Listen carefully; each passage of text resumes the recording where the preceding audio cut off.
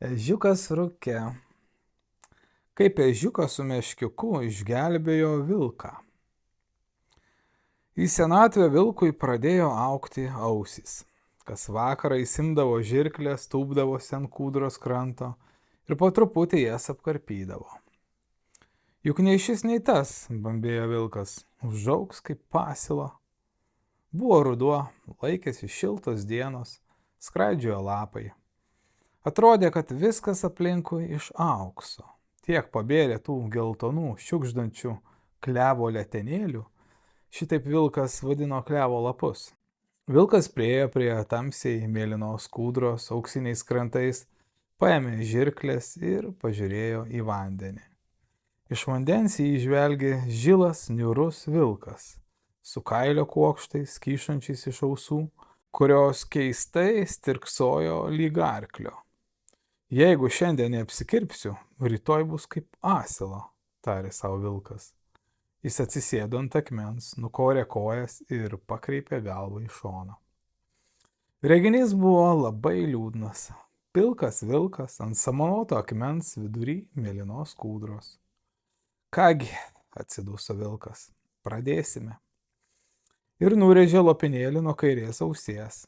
Užsimerkė, pasėdėjo, vėl žvilgtelėjo į vandenį ir nukirpo lopinėlį nuo dešiniosios. Reikia atsipūsti, garsiai pagalvojo vilkas ir pasižiūrėjo į dangų. Per mėlyną rudens dangų ant balto debesies jojo meškiukas ir dainavo visiems žinomą dainą apie debesis. Debesėliai, baltakarčiai debesėliai, visa gerklė traukė meškiukas. Kaip jam gera, pamanė vilkas, ausys neauga, gėdytis nėra ko, tuoj nujos ant debesies pas savo draugą, pas ežį, susės abu, gers arbatą iš virdulio. Het. Ko šoliuojate padangėm lyg pašėlę, plyšojo danguje meškinas. Nežiūrėkite iš aukšto, nežiūrėkit, mus per dangų kaip ristūnai panešėkit. Žodis į žodį beveik negirdomis padainavo vilkas, bet nespėjo išdainuoti paskutinio skemens, kai akmuo, ant kurio sėdėjo, staiga išsiplėšė iš žemės ir nuplaukė aukštybės. O, užkaukė vilkas. Tada samanotame akmens šone atsivėrė iliuminatorius ir pro jį pažvelgė pirmasis marsietis. Sėdėk ir tylėk, paliepė jis. Viskas okei. Iliuminatorius užsivėrė, nei ženklo nebeliko, o iš šalies viskas atrodė taip. Senas vilkas, apžergęs samanotą akmenį, tylomis joja padangėmis. Kur keliauji? Paklausė jo meškiukas. Vilkas tylėjo. Ant ko tu joji? Šūktelėjo meškiukas. Vilkas tylomis parodė leteną akmenį ir liūdnomis akimis pažvelgė į meškiuką. Vilkelį, tarė meškiukas, juk mudu dabar draugai, persėsk pas mane, juk negerai joti per dangų ant akmens. Ir tada apsamanojusiame šone atsivėrė kitas iliuminatorius ir kitas marsietis tarė meškiukui. Atsikabink. Ką? Nesuprato meškiukas. Prasmek, paaiškino marsietis. Ir meškiukas išgaravo. O vilkas skriejo į begalinę mėlyną erdvę, apžargomis ant akmens, akmeniniu snukiu ir išverstomis akimis. Ežiuko virdulys buvo ką tik užviręs, kai laukymė tiesiai prieš jo namelį iš dangaus šleptelėjo meškiukas. Kurį laiką pagulėjo paslikas, tada pakreipė galvą ir tarė. Tu tik paklausyk, vilkas nuskrido raitas ant akmens. Meškutėli, suspigo ežiukas, tu gyvas. Gyvas, nekantriai burptelėjo meškiukas. Vilkas nuskrido raitas ant akmens, ar tu girdi? Ežiukas pripuolė prie meškiuko, apčiupinėjo, palėtė galvą. O šonuose durelės, springdamas pasakojo meškiukas. O durelėse tokie žmogeliukai, kaip bulvės pavasarį su ataugėlėmis. Kur durelės? Paklausė ežiukas. Akmenyje. Vilkas skrido toks liūdnas, meškiukas sukūkčiojo, ežiukas paglostė jam galvą ir tylėjo. Susimąstęs tarė meškiukas, o tasai atvėrė duris ir sako, tu verčiau pagalvok, ką šneki, pasibaisėjo ežiukas. Kokias duris? Ogi šitokias, suriaumojo meškiukas ir taip rėžė leteną į žolę, kad perskilo žemė ir pusė visos žemės pradėjo palengva tolti, o tarp ežiuko ir meškiuko atsivėrė bedugnė. A, suriko ežiukas.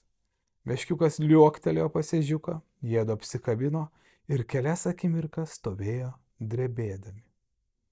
O kita žemės pusė vis labiau ir labiau tolo, traukėsi ir dusliai traškėjo, lyg sprogdamas pernokęs arbūzas. Ežiukas šoko į namelį, išlėkė nešinas virve, užmetė kilpą ant tolstančio ąžuolo šakos, kitą virvės galą apsuko aplink savąjį ąžuolą ties prieangiu ir ėmė iš visų jėgų traukti, kad žemė susijungtų. Meškiukas puolė padėti ir jie dviesi vargais negalais pritraukė abi žemės puseles ir surišo virve tvirtų mazgų. Kai visi medžiai palei abi plyšio pusės buvo suraišyti virvėmis, ežiukas su meškiuku patraukė namo ir ežiukas tarė. Dabar aš tikiu. Jeigu žemė gali perskelti, tai ir jis galėjo skristi raitas ant akmens. Reikia gelbėti vilką, susirūpino meškiukas. Ir jie priėjo prie ąžuolo palei ežiuko prieangį. Vilkas lėkė ant akmens per vakarėjantį dangų, marsiečiai atidarė iliuminatorius ir akmuo švietė kaip žvaigždė. Kur aš skrendu? Sielvartingai galvoja vilkas. Iš pradžių tos ausis pradėjo augti, o dabar? Ei, kaip jautiesi? Šūktelėjo vienas marsietis. Okei? Kei, burktelėjo vilkas. Kur jūs mane gabenate? Ne tavo rūpestis, kyštelėjo galvą kitas marsietis. Kai nulėksi, pamatysi. Ir kam aš jums reikalingas, šitoks senas? Paklausė vilkas. Senatvė? Neįda, hehehe, sukrizeno marsiečiai. Bet staiga danguje pasirodė sunkiai gaudžiantis ąžuolas. Tai buvo senasis ežiuko ąžuolas, tas, kur ties priebučių, galinga laja, storų kamienų, tik jo šaknis ugnies liežuviais talžė mėlynę. Ąžuole, jaukioje, patikimoje drevėje tupėjo ežiukas su meškiuku. Ei jūs, suriko ežiukas, ei, bulviagalviai, atiduokite žvėrį. Prasmek, iškišęs galvą palinkėjo marsietis. Bet ąžuolas apgynė draugus galingomis šakomis ir piktas žodis pralėkė pro šalį. Vilkeli, rangykis pas mus, šūktelėjo meškiukas. Žilas vilkas ant seno akmens tarsi paminklas lėkė į dausas. Vilkeli, šok, suriko ežiukas. Tada vilkas pažvairavo į nelabuosius, be garso pačepsėjo lūpomis ir liuoktelėjo tiesiai į šakų tirštumą. Namo, šūktelėjo ežiukas, sučiupo vilką ir ąžuolas pasuko į žemę. Akmuo užgesintomis šviesomis leidosi iš paskos. O kaip jį švilpia, kaip kvatoja marsiečiai, nei apsakysi, nei aprašysi. Vilkas, išpūtęs akis, nejudėdamas, tupėjo drevėje. Ežiukas letenėlė glostė jam galvą, o meškiukas svaidė į tamsų akmenį gilias ir bambėjo. Šekit, buko galviai, čia jums už vilkelį, jūs dar mus paminėsite. Viena gilė pataikė marsiečių į ausį, šis aiktelėjo, dingo savo iliuminatoriuje, o pamuštas akmuo švilpdamas pralėkė pro šalį ir nukrito prie kūdros į senąją vietą. O ežiukas, vilkas ir meškiukas apsuko savo ąžuolo ratą virš kūdros ir nulėkė namo. Ugninėmis šaknimis žemyn ąžuolas leidosi į savo vietą.